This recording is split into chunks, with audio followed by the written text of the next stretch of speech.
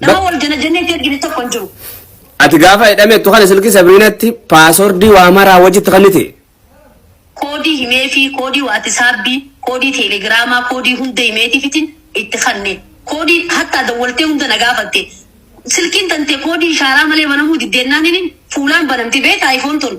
Koodii itti hime san boodarra. Bas khalaas naaf.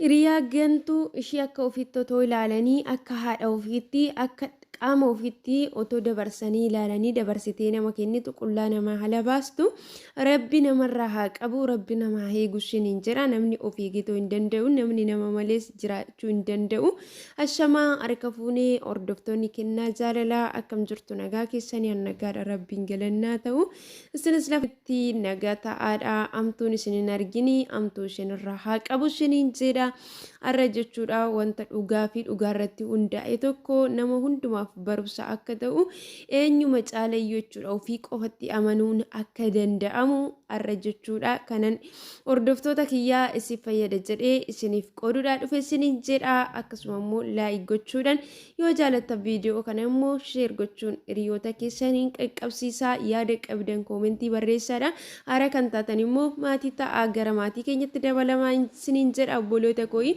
gara yaada qabadhee dhufetti yeroon darbu namoota lama jechuudha dubaroota lamatu baay'ee kan wal jaalatan baay'ee kan walitti dhufan icciitii waliillee kan waliin dhuffannetu wal wajjin jira jechuudha guyyaa ta'e jechuudha rakkinni waan ta'ee ishii tokkittii keessaa qaqqabe jechuudha kan ishiin mana adabaa yookaas immoo mana sirreessaa galte jechuudha yeroo muraasaaf jechuudha sana booddee hiriyaashii ishii qabdu hiriyaashii takkittii sanatti silkii ishii kennatte jechuudha silkii ishii kennattee gara mana sirreessaa sana deemte jechuudha sana booddee hiriyaashii kuni silkii achi keessatti argamuun hin bilbiltii fi gaafa bilbiltuu wanta ishii barbaachisu jedhatee maal akka ta'e hin beeku jechuudha. Paaspoortii ishii hin beektu jechuudha. Paaspoortii ishii hin beektu sana booddee paaspoortii ishii yeroo banuudha kaatu ashaaraa fuula ishii gaafata jechuudha. Sana booddee koodii itti himtee paaspoortii jechuudha kan wasaappii kan imoo kan hunduma isaayyuu jechuudha. Hiriyaashii kuni hiriyaashii ishii silkii ishii irra jiru kanaaf kan ishiin laatte jechuudha. Ishii sana booddee silkii hiriyaashii kuni ishii harka ture jechuudha. Mucayyoon kun immoo qaama ishii jechuudha yeroo sirreeffattu bilbila ishii jechuudha bilbila ishii keessatti waraabbatteeti jechuudha kan ishiin qabdu sana booddee maal gooti hiriyaashii suni bilbila ishii sana keessaa gara bilbila ishiitti jechuudha noormaalii irraa waraabbatte jechuudha sheer godhatte otoo hin taane achuma keessatti banteeti irraa waraabbatte viidiyoo ishii sana maal goote otoo mucayyoon kun hin beekini sooshaal miidiyaa garagaraarra bittisite jechuudha mucayyoon kun immoo nama wajjin dhiirota wajjin haasoftee tooyi waanuma tokko illee jechuudha hanga jechuudha qaama ishii viidiyoo waraaburra wanti ishiin geesse hin jiru jechuudha mucayyoon hin kakatte achi sana booddee silkiin koo eebaluu harka ture paaspoortii koo hunduma isaa gaafannaan paaspoortii koo hunduma isaa itti kenneetiin ture viidiyoo kana immoo yeroon qaama koo qulleeffadhu eenyuyyuu icciitii dhuunfaasaa silkii isaa keessatti waraabbate yookaan immoo silkii isaa keessatti qabaachuuti danda'a anis akkuma nama tokko yeroo shaaworii fudhadhee tobba'u keessatti rifeensa koo sirreeffadhee akkasuma immoo qaama koo gara hoolii waraabeetiin jira isa immoo qaama koo bakka sababa qaama koo sirreeffadhuu fi akkas godheen ture kun dogoggora yoo ta'e dogoggora kooti garuu ani eenyumaaf iyyuu viidiyoo kana waraabne namni viidiyoo kana immoo nu waraabde jedhu hana jedhee haa dubbatu mucayyoon kun garuu hiriyaa kooti akka haadha kootitti ni ilaalaa akka qaama kootitti akka ofii kootirraa adda baasee ishiin ilaalu wanti naaf ta'e akka ishiidhaaf ta'uun barbaada wanti naaf hin taane barbaadu immoo akka ishirratti ta'uu hin barbaadu jette jechuudha mucayyoon kuni kanaaf obboloota koo namoonni jechuudha wal bira galtan yeroo shaaworii galtan keessatti illee hiriyoonni keessanii kan baay'ee jaallattan kan baay'ee kabajjan icciitii garaa keessanii nama garaa kootiti jettanii kan isinitti himattanii guyyaa tokko keessaa guyyaa tokko namni jechuudha akkanatti baasee tooyii nama salphise jechuudha eenyuyyuu hin amanamu jechuudha rabbiin gaditti ofuma kee mataa keetiif yoo ta'e malee jechuudha kanaaf jechuudha namoonni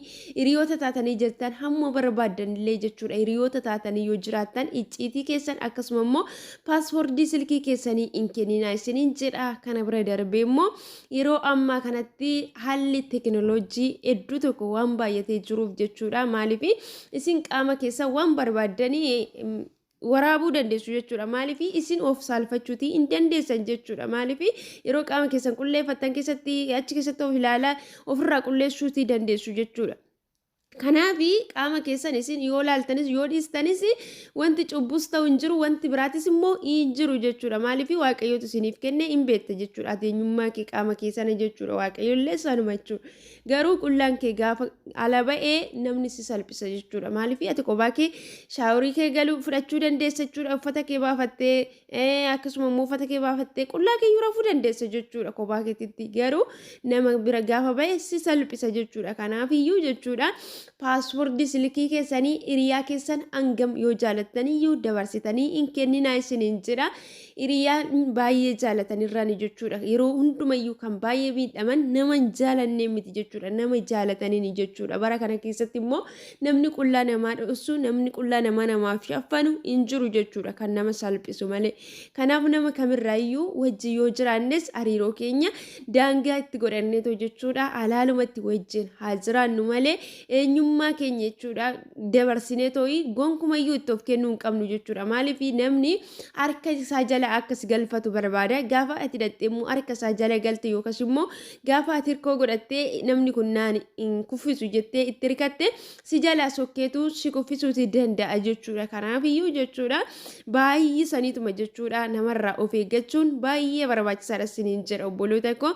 Kanaaf guddisaa too of eeggadhaa kan micayyoo kana qunname isiniin qunnamin isiniin jedha. Keessattis immoo teekinooloojiin hedduu babal'ate. Teekinooloojii yeroo ammaa akkasitti babal'ate kunis immoo appilikeeshiniin garaagaraa faffaca'ee jira waan ta'eef bilbila keessanillee cabsanii karaa imeelii keessaniitiin haa ta'u karaa kamiiniyyuu jechuudha wantoota isin jechuudha ofii keessanii dhuunfaa keessanitti bilbila keessan keessatti qabatanii jirtanii isin jala cabsanii godatti baasuu danda'u.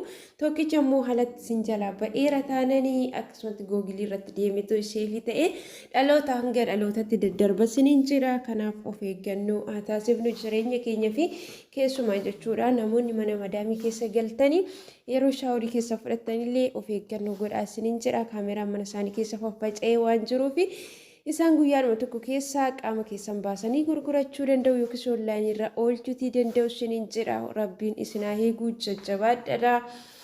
Waan hin taane sammuu keessan keessatti bilbila keessan keessattis hin baatinaa isiniin jedha.